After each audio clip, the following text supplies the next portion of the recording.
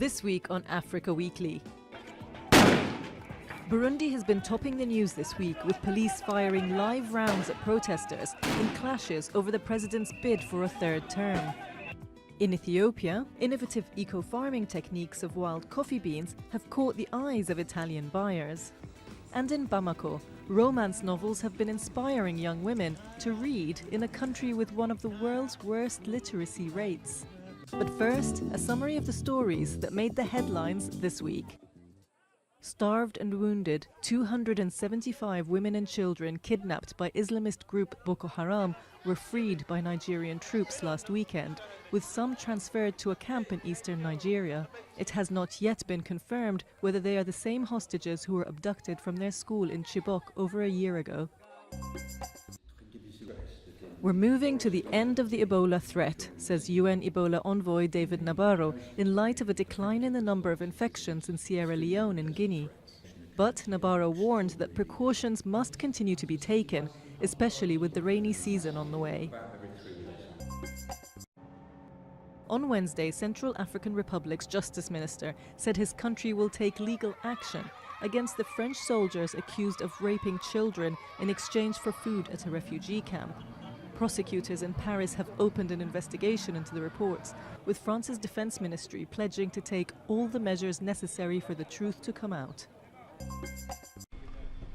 John Kerry made his first trip to the Horn of Africa this week when he visited war-torn Somalia and neighbouring Djibouti, where he thanked the government for its assistance in supporting some 500 US citizens fleeing the civil war in nearby Yemen.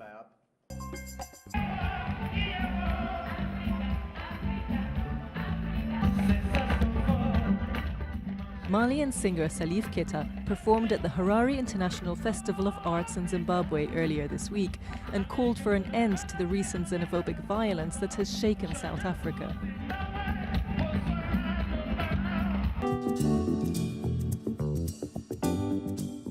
More than 18 people have been killed in Burundi since the start of clashes between police and protesters over President Pierre Nkurunziza's bid for a third term in power, which opposition parties say is unconstitutional.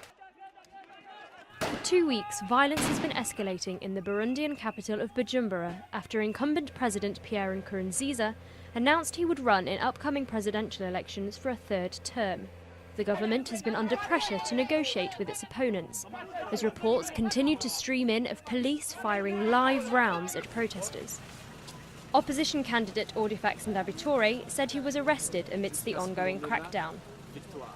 They fired grenades into the middle of the protesters. Yesterday they kidnapped my wife. She was nearly killed. Yesterday they shot a child in the back. What is this? What kind of police? Critics say the president's candidacy violates the constitution and a peace deal that ended the civil war in 2006. And on Tuesday, the Constitutional Court gave its green light to the rebel-turned-president in a ruling that his first presidential term didn't count, as he was elected by parliament rather than the people. This only fueled more anger on the streets. We're going to carry on until the end, until he says, "I won't run, I stand corrected." Since the beginning of the unrest, the government has shut down several media outlets, as well as university accommodation facilities, ostensibly for security reasons, forcing thousands of students to leave the campus. Scores of students have been camping outside the American embassy. Despite the critical state of the capital, Burundi's ombudsman is hoping for calm. Since 2013, I've had meetings with students when they had problems at the university. We tried to resolve this issue peacefully. We hope to resolve the current issue peacefully, just as we've done on other issues.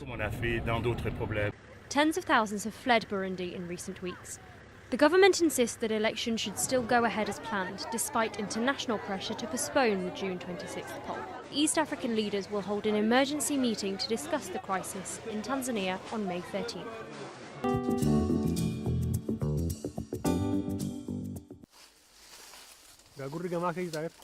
Deep in southern Ethiopia's Harena forest, wild coffee trees dominate the undergrowth.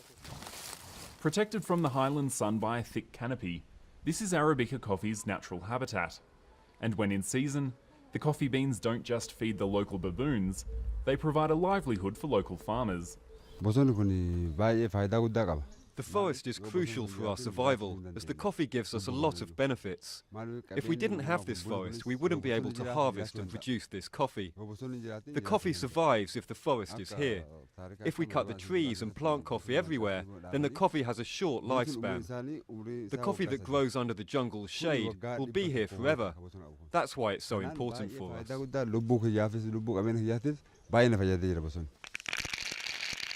Coffee is Ethiopia's main export crop, but these farmers work on a very small scale.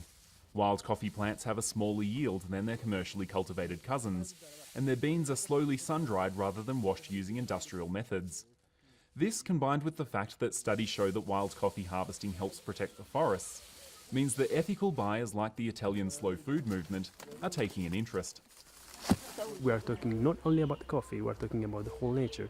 And to support and to be with such small producers means to support that ecosystem, that tradition, that way of life, and the sustainability behind that, which is above all more important, because this is the second biggest forest in the country. Slow food is linking the farmers and their local cooperative directly to coffee roasters in Italy, so that they get the full price of their product. This year, an entire container of wild coffee, the biggest shipment ever, is being sent to Italy where it's highly valued. I think that this coffee has a very good acidity, and it's like the smell is like floral. It's different from others because it's wild, but also I think because of the altitude, because we are very high. With the few remaining wild coffee forests in Ethiopia under threat from deforestation, these farmers and their international visitors are hoping this famous hot drink can help protect what's left of them.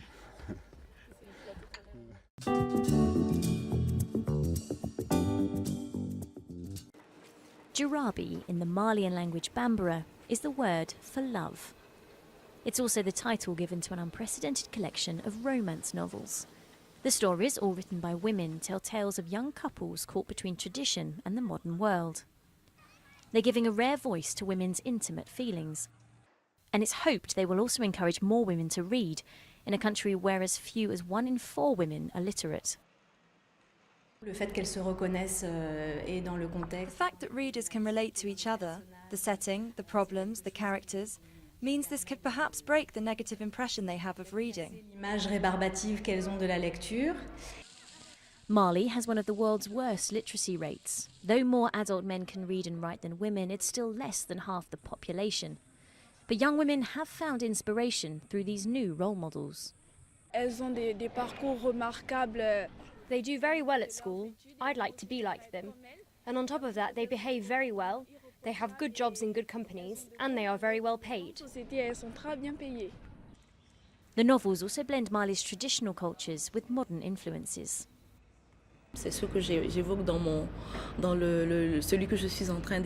relationships we experience every day, that's what I try to bring to my writing, because it's the reality. We think it's only in Western countries, but that's not the case. How can a young Malian woman have an online romance? That's what we can discover. Vivre une histoire d'amour par Internet. 5 Jarabi titles have already been published, with more in the pipeline. It's hoped this will help Malians turn the page on a way of life where reading has been neglected and help give rise to the country's next generation of writers.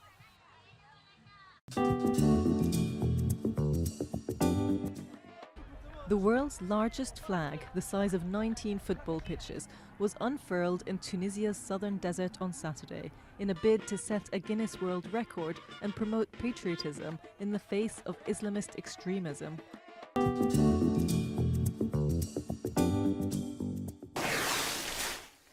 Next week we'll head to Botswana, where elephants are becoming both a source of tourist revenue and a scourge for farmers. And we'll go back to Ethiopia, this time to meet the skaters of Addis Ababa.